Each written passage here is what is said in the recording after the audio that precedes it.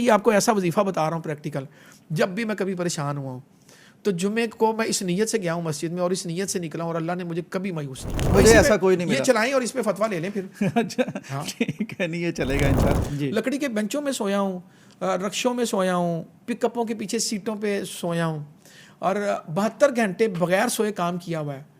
और जब फिर जेलें भी देख ली तो उसमें 15 दिन खड़ा रहा हूँ, उसमें 7 दिन खड़ा रहा हूँ। मैंने वहाँ पे एक बच्चे को हिफ्ज़ भी करवाया, अच्छा अल्हम्दुलिल्लाह, और 8 माह के अंदर हिफ्ज़ करवाया। मेरी किसी एक गाड़ी में 1 इंच के बराबर भी जो लिखा हुआ है उसमें झूठ नहीं है और ये ओपन चैलेंज है। अच्छा, आप सब स्कूल नहीं गए आप कभी, और फिर आपने एमए इंग्लिश शुरू कर दिया और एलएलबी भी कर लिया, मतलब क्या है ये सारा कुछ? शायद मैं इंग्लिश लिटरेचर ना पढ़ता तो मैं मस्जिद और मदरसे से मुतनफ़र हो जाता। एक तो जिस वक्त जेल से रिहा हुआ वो एक बड़ा यादगार लम्हा है।